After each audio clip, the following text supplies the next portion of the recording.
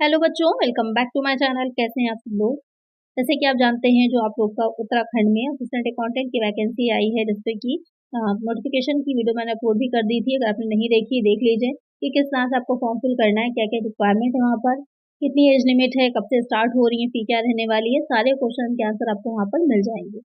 आज की वीडियो में हम डिस्कस करेंगे उसका सिलेबस, कि syllabus for the post of assistant accountant, officer assistant, cashier, data entry operator, junior store keeper. ये सारी वैकेंसीज आपकी आई हुई हैं। वहाँ पर मैंने अच्छे से डिटेल में उसको कवर किया हुआ है, तो वो वीडियो जरूर से देख लीजिएगा। आज की वीडियो में आपका रहने वाला है कि सिलेबस क्या रहेगा इन सब चीज़ों के लिए। जैसे कि आप देख भी रहे होंगे स्क्रीन पर कि अच्छे से डिटेल में सिलेबस यहाँ पर उन्होंने प्रोवाइड कराया है, जिससे कि हमें क्लियर हो जाएगा कि कौन कौन से पॉइंट से क्वेश्चन आपके आने हैं और आपको कैसे तैयारी करनी है।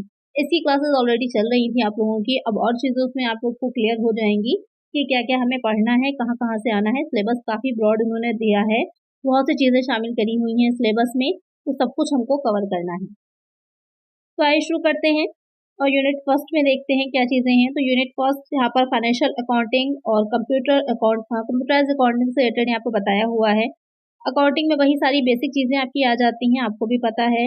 मीनिंग और स्कोप क्या रहने वाला है, अकाउंटिंग प्रिंसिपल क्या रहेंगे, इक्वेशंस क्या हैं, कन्वेंशन और पोस्टलेट्स क्या है, डबल एंट्री सिस्टम क्या होता है अकाउंटिंग का, basic knowledge of accounting standard. जितना भी आपने फाइनेंशियल अकाउंटिंग में बीकॉम में पढ़ा था, वो सारी चीज़ें यहाँ पर इंक्लूड कर ली गई हैं। जैसे कि आप देख रहे होंगे, concept of capital, revenue expenditure, accounting process, journal क्या है, लेजर क्या है, सब्सिडरी बुक्स क्या है, ट्रायल बैलेंस और रेक्टिफिकेशंस ऑफ एरर्स क्या होते हैं, बैंक रिकंसिलिएशन स्टेटमेंट क्या है, depreciation accounting, provision and reserve क्या है, बिल ऑफ एक्सचेंज क्या होते हैं, फाइनल अकाउंट्स कैसे प्रिपेयर किए जाते हैं, नॉन प्रॉफिट ऑर्गेनाइजेशन क्या होती है, पार्टनरशिप अकाउंट्स क्या है। तो यहाँ पर वो सारी चीज़ें आप देख रहे हैं जो कि आप पढ़ चुके हैं फाइनेंशियल अकाउंटिंग में। पार्टनरशिप अकाउंट्स हैं, एडमिशन, रिटायरमेंट, डेथ, डिसोल्यूशन, या फिर यहाँ पर जो फॉरफीचर होते हैं। आपने 12th की अगर आपके पास बुक है, 12th में अगर आपने कॉमर्स पढ़ी हुई है, आपके पास उसकी बुक है, तो यहाँ पर ये सारी चीज़ें वहाँ से आपको कवर हो जाएंगी। वहीं से ये आपकी डायरेक्टली पूछी ही गई, कहीं अलग से नहीं आया, ये सारी वहीं पर पॉइंट्स हैं। एक चैप्टर वाइज आपको सब कुछ मिल जाएगा वहाँ पर। Issue forfeiture, issue of shares हैं, issue and redemption of debentures हैं, इशू ऑफ बोनस शेयर्स हैं, stock splits, buy back of shares, ये सारी चीज़ें आपको वहाँ पर देखने को मिलेंगी। और वही यहाँ पर सिलेबस में भी आपके दे रखी है। जीएसटी है, कंटेम्परेरी इशू इन अकाउंटिंग है। फिर आ जाता है कंप्यूटराइज अकाउंटिंग। कंप्यूटराइज अकाउंटिंग में क्या रहेगा, an overview of computerize accounting system and accounting uses in database management system, जो डीबीएमएस होता है। Use of computer software in accounting and generating various inventory reports for managerial decision making. Basic knowledge of computer, एक चीज़ का ध्यान रखिए, क्योंकि 100 marks का यहाँ पर आपका पेपर है, तो सभी कुछ जनरली उसमें इंक्लूड रहेगा। तो आपको अच्छे से सारे टॉपिक्स को, कोई भी पॉइंट आप छोड़ नहीं सकते, सबको आपको पढ़ना है, क्योंकि वहाँ पर काफ़ी उनके पास सिलेबस आपका कवर करने के लिए क्वेश्चन बना सकते हैं वो, तो इसलिए आपको अच्छे से डिटेल में पढ़ना होगा।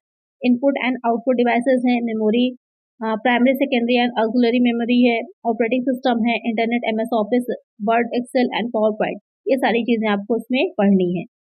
नेक्स्ट आ जाता है इसमें financial management and financial statement analysis,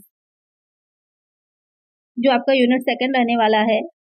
financial management में क्या है, nature, scope, objective and significance of financial management, finance functions, capitalization and theories of capital structure, cost of capital, investment decision, financing decision and dividend decision, working capital management, contemporary issues in financial management. ये भी सारे point आपको वहीं पर मिल जाएंगे, जो आपकी books रहेंगी वहाँ पर। ये सारी जो 2 बुक्स चलती हैं 12th में, तो सारे पॉइंट्स वहाँ पर कवर कराए गए हैं, और आपने ग्रेजुएशन में भी अपने पढ़े होंगे ये सब, तो ये सारी चीज़ें आपकी यहाँ पर पूछी जानी है।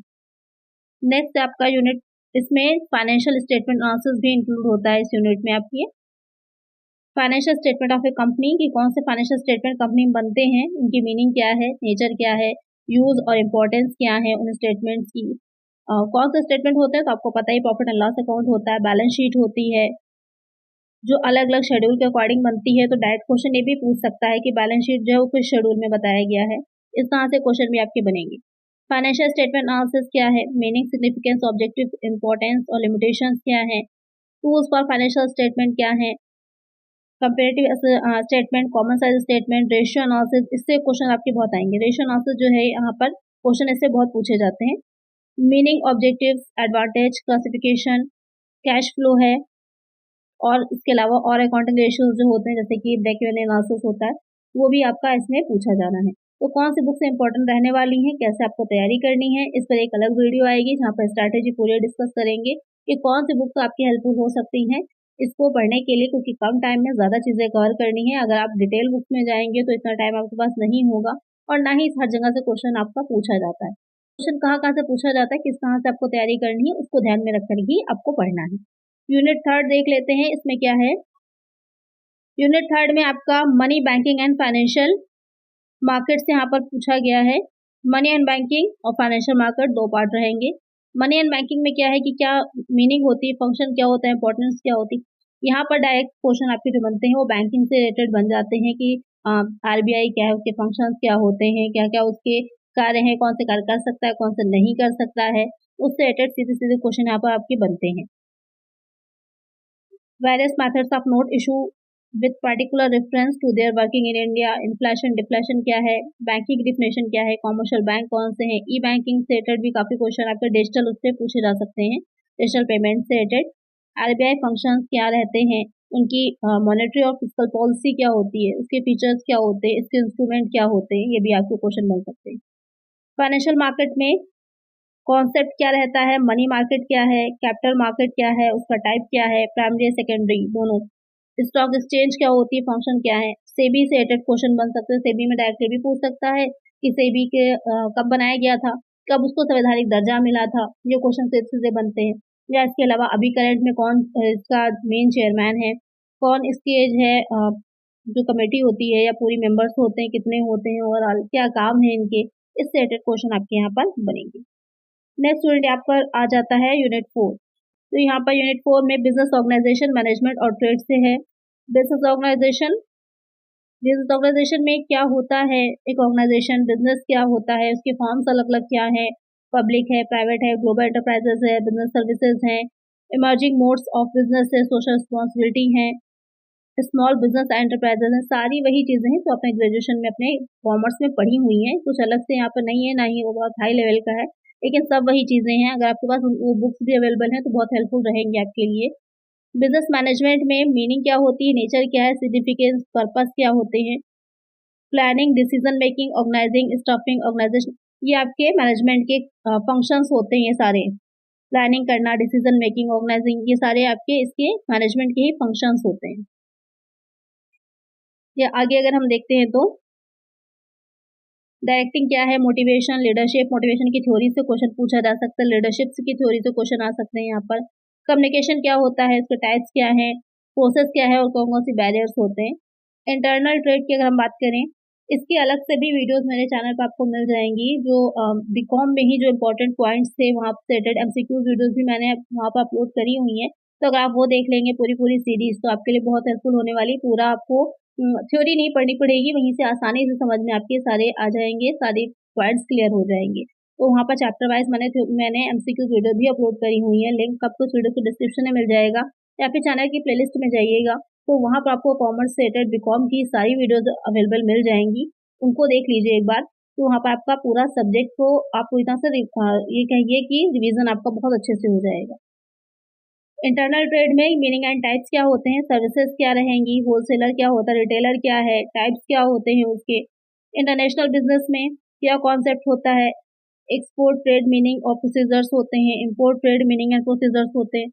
डॉक्यूमेंट है जो इंटरनेशनल ट्रेड में इन्वॉल्व होते हैं, इंडेंट क्या है, लेटर ऑफ क्रेडिट क्या है, शिपिंग ऑर्डर, इससे रिलेटेड क्वेश्चन आपके बनेंगे। ये जो आपका पॉइंट है यहाँ पर, इससे रिलेटेड क्वेश्चन आपके डायरेक्टली पूछे जा सकते हैं कि शिपिंग बिल क्या होता है, लेटर ऑफ क्रेडिट क्या होता है, WTO क्या है, कब बनाया गया था, अभी कितने मेंबर्स हैं इसमें, क्या काम होते हैं इसके, contemporary issues of internal trade and international business, ये वाला पॉइंट भी इंपॉर्टेंट है, इससे अच्छे क्वेश्चन बनते हैं, तो ये आपका पूछा जा सकता है। फिर है यूनिट 5।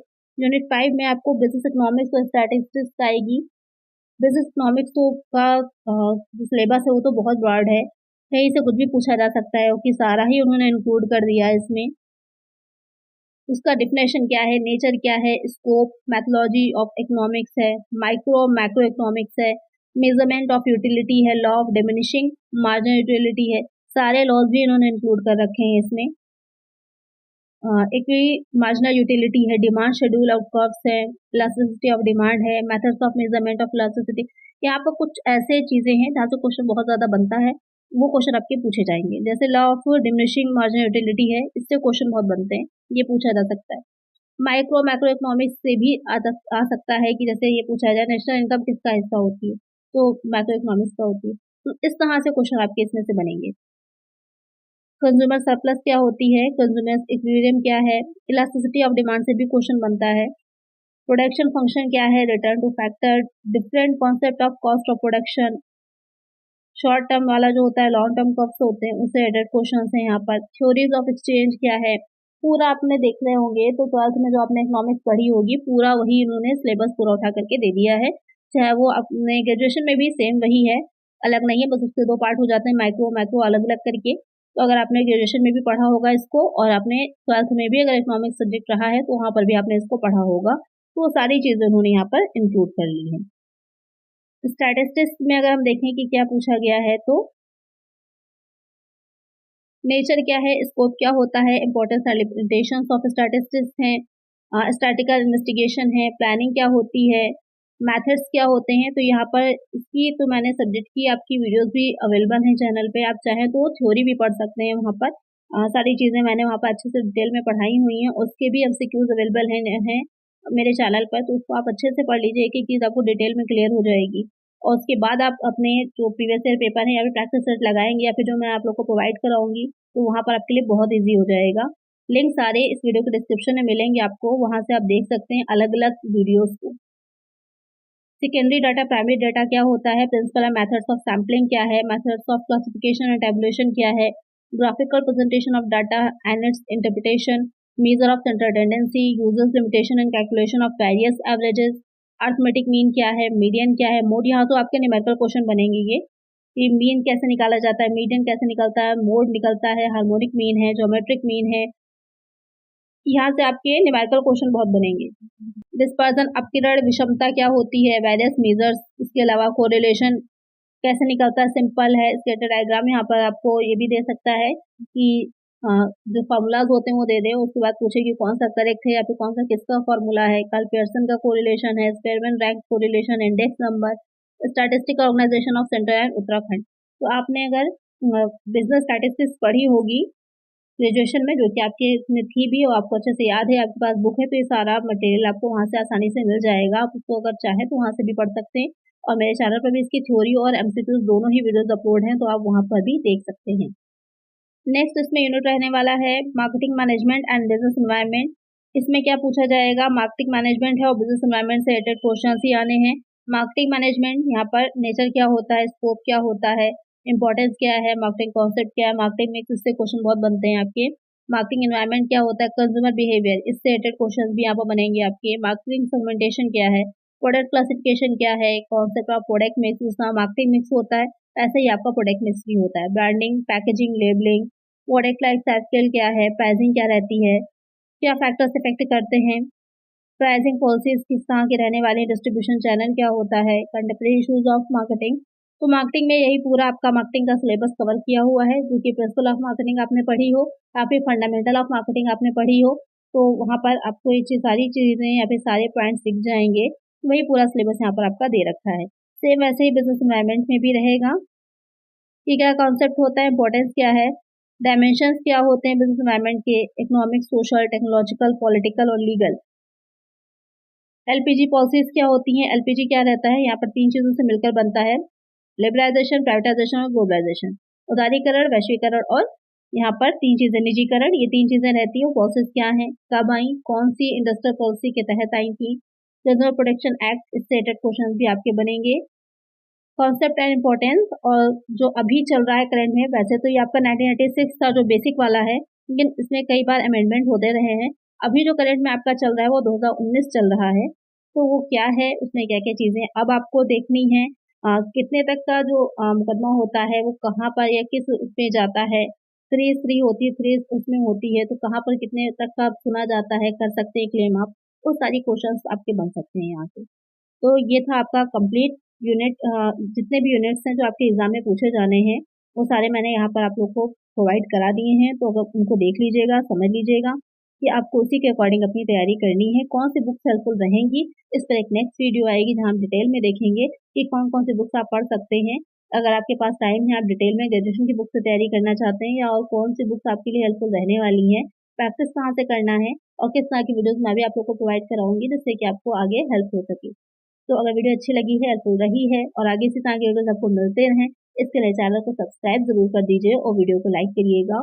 किसी तरह का कोई क्वेश्चन हो तो मुझे कमेंट करिएगा। मिलते हैं नेक्स्ट वीडियो में। Thank you.